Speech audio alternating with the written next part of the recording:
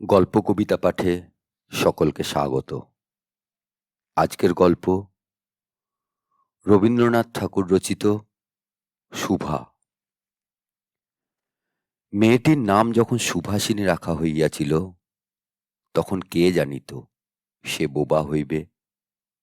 তাহার দুটি বড় বোনকে সুকেশিনী, সুহাসিনী নাম দেওয়া হইয়াছিল। তাই মিলের অনুরোধে তাহার বাপ ছোট মেয়েটির নাম সুভাষিনী রাখে। এখন সকলে তাহাকে সংক্ষেপে শুভা বলে। দস্তুর মতো অনুসন্ধান ও অর্থব্যয়ে বড় দুটি মেয়ের বিবাহ হইয়া গেছে। এখন ছোটটি পিতামাতার নীরব হৃদয় ভারের মতো বিরাজ করিতেছে।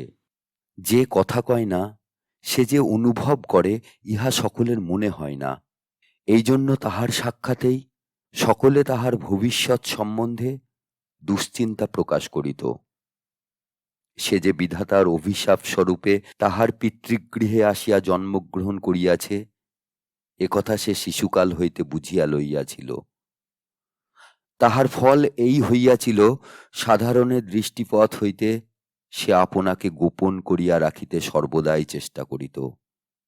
মনে করিত, আমাকে সবাই ভুলিলেই বাঁচি।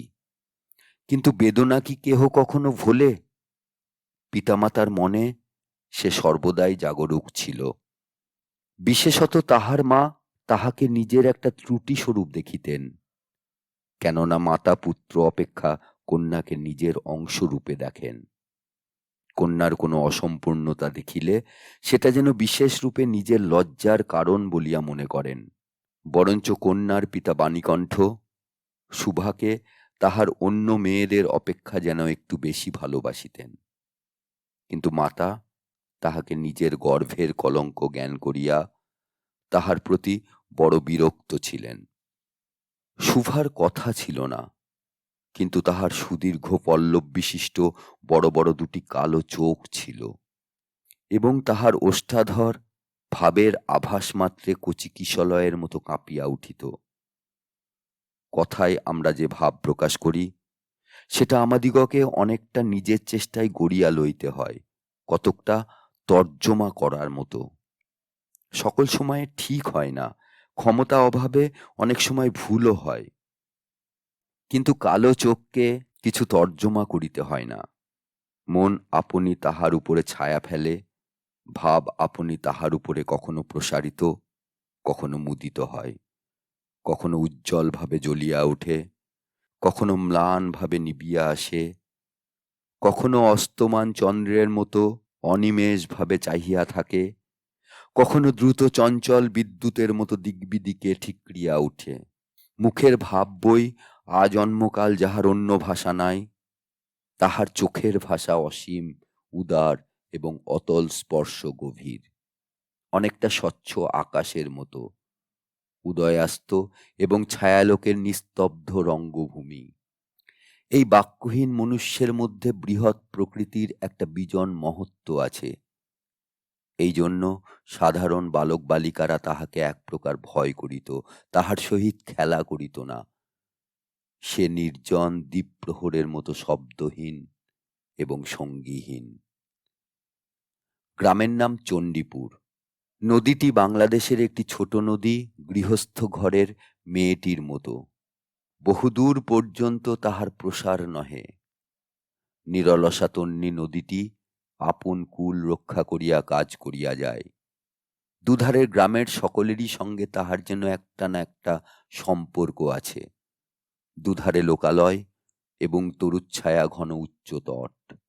নিম্ন তল দিয়া গ্রামলক্ষ্মী স্রোতস্বিনী আত্মবিস্মৃত দ্রুত পদক্ষেপে প্রফুল্ল হৃদয়ে আপনার অসংখ্য কল্যাণ কার্যে চলিয়াছে। বাণীকণ্ঠের ঘর নদীর একেবারে উপরেই।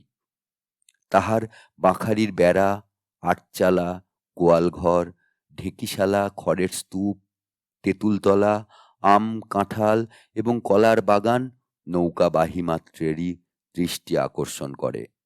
এই গার্হস্থ্য সচ্ছলতার মধ্যে বোবা মেয়েটি কাহারও নজরে পড়ে কিনা জানি না, কিন্তু কাজ কর্মে যখনই অবসর পায়, তখনই সে এই নদী তীরে আসিয়া বসে। প্রকৃতি যেন তাহার ভাষার অভাব পূরণ করিয়া দেয়, যেন তাহার হইয়া কথা কয়। নদীর কলধ্বনি, লোকের কোলাহল, মাঝির গান, পাখির ডাক, তরুর মর্মর সমস্ত মিশিয়া চারিদিকের চলাফেরা আন্দোলন কম্পনের সহিত এক হইয়া সমুদ্রের তরঙ্গ রাশির ন্যায় বালিকার চিরনিস্তব্ধ হৃদয় উপকূলের নিকটে আসিয়া ভাঙিয়া ভাঙিয়া পড়ে। প্রকৃতির এই বিবিধ শব্দ এবং বিচিত্র গতি, ইহাও বোবার ভাষা। বড় বড় চক্ষু পল্লব বিশিষ্ট সুভার যে ভাষা, তাহারই একটা বিশ্বব্যাপী বিস্তার। ঝিল্লির অপূর্ণ তৃণভূমি হইতে শব্দাতীত নক্ষত্রলোক পর্যন্ত কেবল ইঙ্গিত, ভঙ্গি, সঙ্গীত, ক্রন্দন এবং দীর্ঘ নিঃশ্বাস। এবং মধ্যাহ্নে যখন মাঝিরা জেলেরা খাইতে যাইত, গৃহস্থেরা ঘুমাইত, পাখিরা ডাকিত না, খেয়া নৌকা বন্ধ থাকিত, স্বজন জগৎ সমস্ত কাজকর্মের মাঝখানে সহসা থামিয়া গিয়া ভয়ানক বিজন মূর্তি ধারণ করিত। তখন রুদ্র মহাকাশের তলে কেবল একটি বোবা প্রকৃতি এবং একটি বোবা মেয়ে মুখোমুখি চুপ করিয়া বসিয়া থাকিত, একজন সুবিস্তীর্ণ রৌদ্রে, আর একজন ক্ষুদ্র তরুচ্ছায়ায়। সুভার যে গুটিকতক অন্তরঙ্গ বন্ধুর দল ছিল না তাহা নহে। গোয়ালের দুটি গাভী, তাহাদের নাম সর্বশী, পাঙ্গুলি। সে নাম বালিকার মুখে তাহারা কখনো শুনে নাই, কিন্তু তাহার পদশব্দ তাহারা চিনিত। তাহার কথাহীন একটা করুণ সুর ছিল, তাহার মর্ম তাহার ভাষার অপেক্ষা সহজে বুঝিত। শুভা কখন তাহাদের আদর করিতেছে, কখন ভর্ৎসনা করিতেছে, কখন মিনতি করিতেছে, তাহা তাহারা মানুষের অপেক্ষা ভালো বুঝিতে পারিত। শুভা গোয়ালে ঢুকিয়া দুই বাহুর দ্বারা সর্বশীর গ্রীবা বেষ্টন করিয়া তাহার কানের কাছে আপনার গণ্ডদেশ ঘর্ষণ করিত, এবং পাঙ্গুলি স্নিগ্ধ দৃষ্টিতে তাহার প্রতি নিরীক্ষণ করিয়া তাহার গা চাটিত। বালিকা দিনের মধ্যে নিয়মিত 3 বার করিয়া গোয়াল ঘরে যাইত, তাহা ছাড়া অনিয়মিত আগমনও ছিল। গৃহে যেদিন কোনো কঠিন কথা শুনিত, সেদিন সে অসময়ে তাহার এই মুখ বন্ধু দুটির কাছে আসিত। তাহার সহিষ্ণুতাপূর্ণ বিষাদ শান্ত দৃষ্টিপাত হইতে তাহারা কি একটা অন্ধ অনুমান শক্তির দ্বারা বালিকার মর্মবেদনা যেন বুঝিতে পারিত, এবং শুভার গা ঘেঁষিয়া আসিয়া অল্পে অল্পে তাহার বাহুতে শিং ঘষিয়া ঘষিয়া তাহাকে নির্বাক ব্যাকুলতার সহিত সান্ত্বনা দিতে চেষ্টা করিত। ইহারা ছাড়া ছাগল এবং বিড়াল শাবকও ছিল, কিন্তু তাহাদের সহিত শুভার এরূপ সমকক্ষ ভাবের মৈত্রী ছিল না।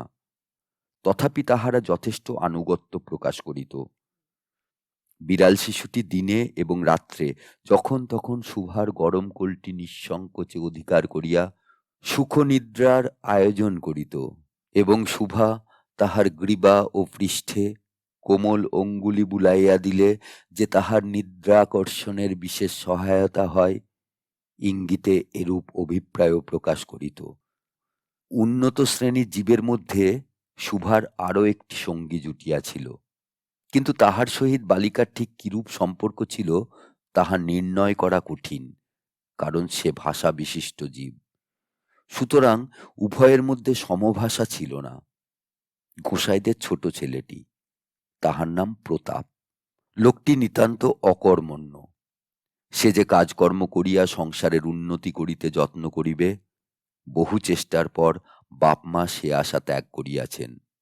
অকর্মণ্য লোকের একটা সুবিধা এই যে আত্মীয় লোকেরা তাহাদের উপর বিরক্ত হয় বটে, কিন্তু প্রায় তাহারা নিঃসম্পর্ক লোকদের প্রিয় পাত্র হয়, কারণ কোনো কার্যে আবদ্ধ না থাকাতে তাহারা সরকারি সম্পত্তি হইয়া দাঁড়ায়।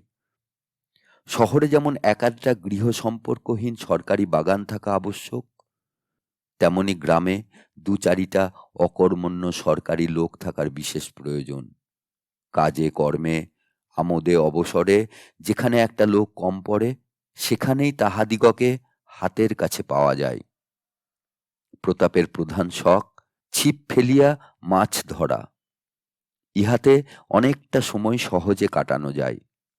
অপরাহ্নে নদী তীরে ইহাকে প্রায় এই কাজে নিযুক্ত দেখা যাইত, এবং এই উপলক্ষে শুভার সহিত তাহার প্রায় সাক্ষাৎ হইত। যে কোনো কাজেই নিযুক্ত থাক, একটা সঙ্গী পাইলে প্রতাপ থাকে ভালো। মাছ ধরার সময় বাক্যহীন সঙ্গীই সর্বাপেক্ষা শ্রেষ্ঠ। এই জন্য প্রতাপ শুভার মর্যাদা বুঝিত। এই জন্য সকলেই শুভাকে শুভা বলিত। প্রতাপ আরেকটু অতিরিক্ত আদর সংযোগ করিয়া শুভাকে সু বলিয়া ডাকিত। শুভা তেঁতুলতলায় বসিয়া থাকিত, এবং প্রতাপ অনতি দূরে ছিপ ফেলিয়া জলের দিকে চাহিয়া থাকিত। প্রতাপের একটি করিয়া পান বরাদ্দ ছিল। শুভা তাহা নিজে সাজিয়া আনিত, এবং বোধ করি অনেকক্ষণ বসিয়া বসিয়া চাহিয়া চাহিয়া ইচ্ছা করিত প্রতাপের কোনো একটি বিশেষ সাহায্য করিতে, একটা কোনো কাজে লাগিতে, কোনো মতে জানাইয়া দিতে যে এই পৃথিবীতে সেও একজন কম প্রয়োজনীয় লোক নহে। কিন্তু কিছুই করিবার ছিল না।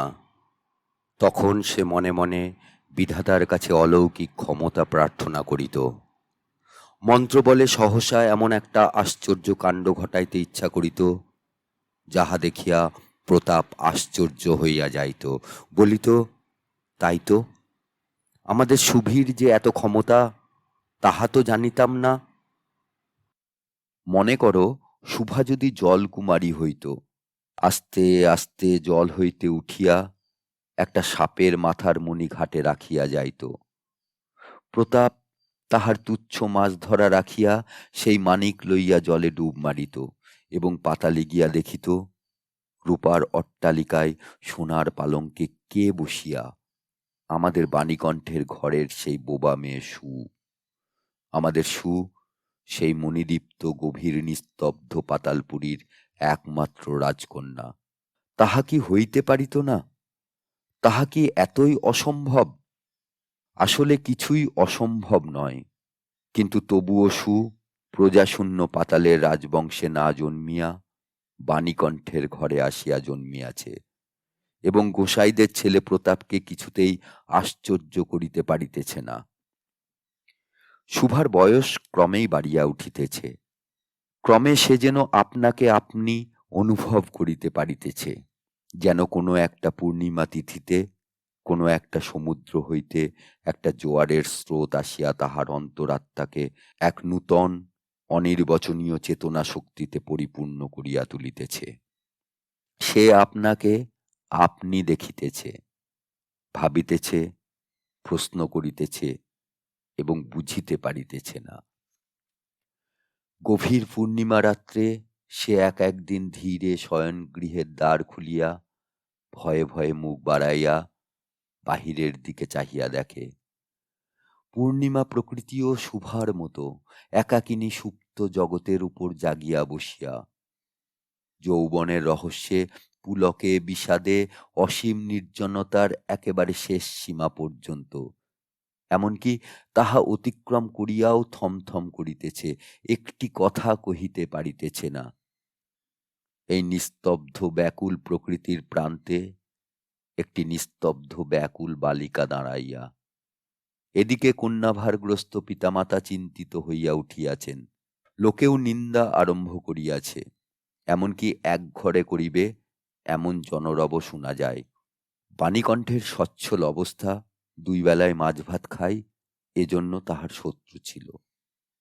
স্ত্রী পুরুষে বিস্তর পরামর্শ হইল। কিছুদিনের মতো বাণী বিদেশে গেল, অবশেষে ফিরিয়া আসিয়া কহিল, চলো, কলিকাতায় চলো। বিদেশ যাত্রার উদ্যোগ হইতে লাগিল। কুয়াশা ঢাকা প্রভাতের মতো শুভার সমস্ত হৃদয় অশ্রু বাষ্পে একেবারে ভরিয়া গেল।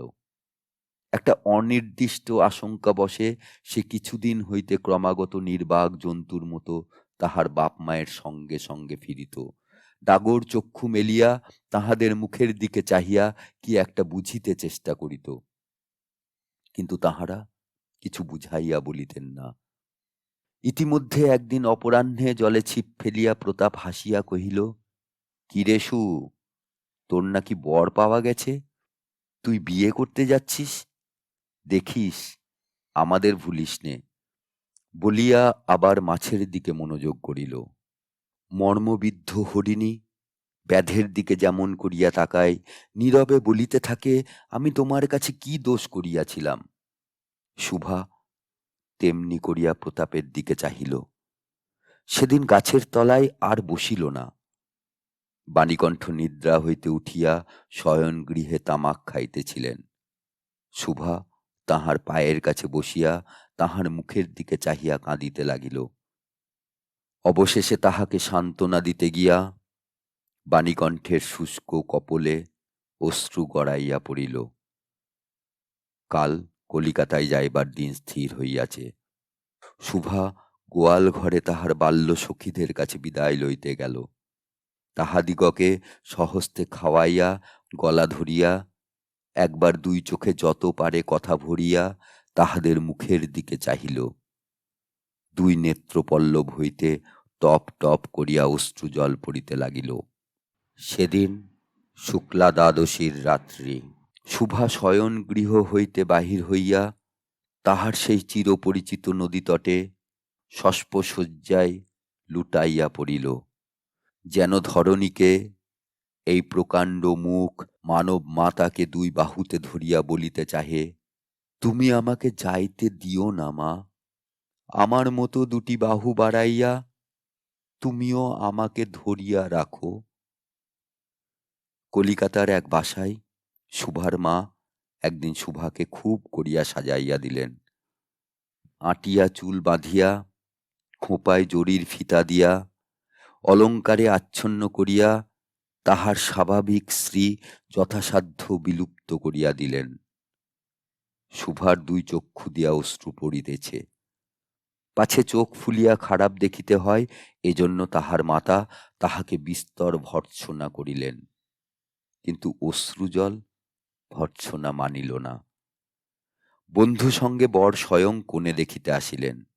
কন্যার মা বাপ চিন্তিত, শঙ্কিত, শশব্যস্ত হইয়া উঠিলেন, যেন দেবতা স্বয়ং নিজের বলির পশু বাছিয়া লইতে আসিয়াছেন।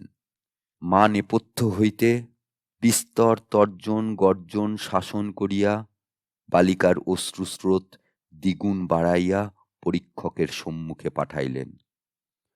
পরীক্ষক অনেকক্ষণ নিরীক্ষণ করিয়া বলিলেন, মন্দ নহে। বিশেষত বালিকার ক্রন্দন দেখিয়া বুঝিলেন ইহার হৃদয় আছে, এবং হিসাব করিয়া দেখিলেন যে হৃদয় আজ বাপ মায়ের বিচ্ছেদ সম্ভাবনায় ব্যথিত হইয়া উঠিয়াছে, সেই হৃদয় আজ বাদে কাল আমারই ব্যবহারে লাগিতে পারিবে। শুক্তির মুক্তার ন্যায় বালিকার অশ্রুজল কেবল বালিকার মূল্য বাড়াইয়া দিল। তাহার হইয়া আর কোনো কথা বলিল না। পঞ্জিকা মিলাইয়া খুব একটা শুভ লগ্নে বিবাহ হইয়া গেল। বোবা মেয়েকে পরের হস্তে সমর্পণ করিয়া বাপমা দেশে চলিয়া গেল। তাহাদের জাতি ও পরকাল রক্ষা হইল। বর পশ্চিমে কাজ করে। বিবাহের অনতিবিলম্বে স্ত্রীকে পশ্চিমে লইয়া গেল। সপ্তাহখানেকের মধ্যে সকলেই বুঝিল নববধূ বোবা। তা কেহ বুঝিল না, সেটা তাহার দোষ নহে, সে কাহাকেও প্রতারণা করে নাই। তাহার দুটি চক্ষু সকল কথাই বলিয়াছিল, কিন্তু কেহ তাহা বুঝিতে পারে নাই। সে চারিদিকে চায়, ভাষা পায় না। যাহারা বোবার ভাষা বুঝিত, সেই আজন্ম পরিচিত মুখগুলি দেখিতে পায় না। বালিকার চিরনীরব হৃদয়ের মধ্যে একটা অসীম অব্যক্ত ক্রন্দন বাজিতে লাগিল। অন্তর্যামী ছাড়া আর কেহ তাহা শুনিতে পাইল না। এবার তাহার স্বামী চক্ষু এবং কর্ণেন্দ্রিয়ের দ্বারা পরীক্ষা করিয়া এক ভাষা বিশিষ্ট কন্যা বিবাহ করিয়া আনিল।